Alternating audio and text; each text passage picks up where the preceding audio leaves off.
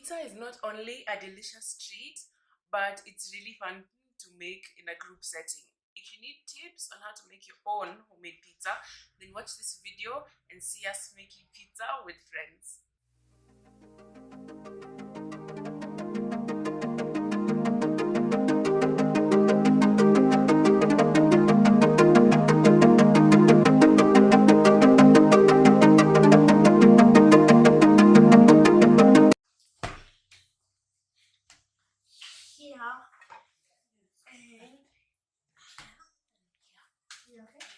Here and here, like a Play-Doh. Yes. Maybe. How we look? Eyes and mouth.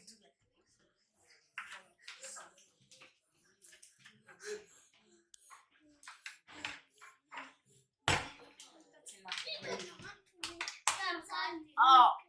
Don't make what now? You want to try this? That's what we haven't. Yeah, first because we haven't finished bleeding. For the sauce, we're going to blend 4 tomatoes and a little bit of water together in a blender, and then put it in a small pan and simmer it together for a little. For the spices, we're going to use some paprika, some black pepper, some garlic powder, some onion powder, some thyme, and then salt to taste.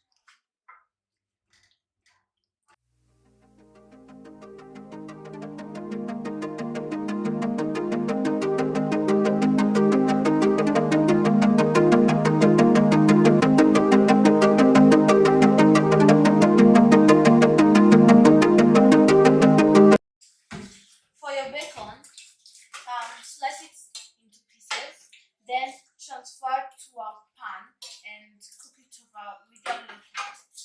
For the bacon doesn't need a lot of seasoning. And then make sure not to cook it too much, because if you cook it for too long, the bacon will turn out burnt when it is into the oven.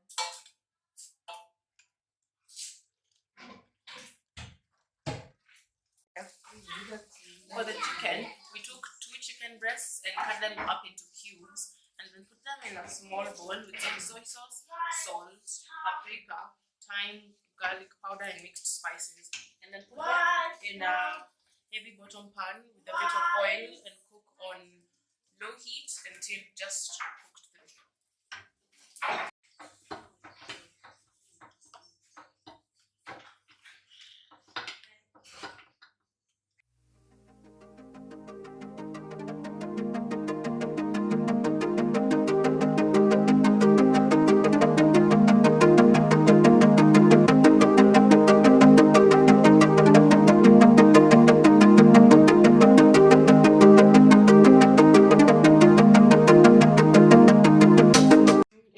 Important to poke holes into your pizza dough with a fork.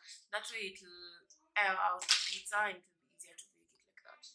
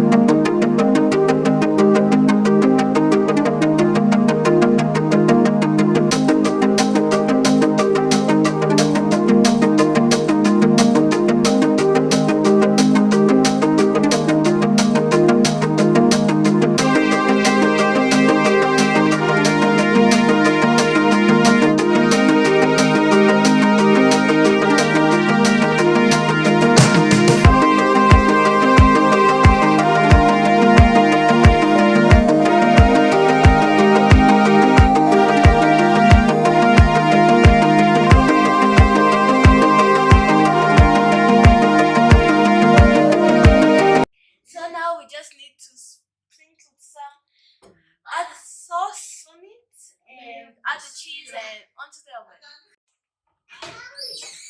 And then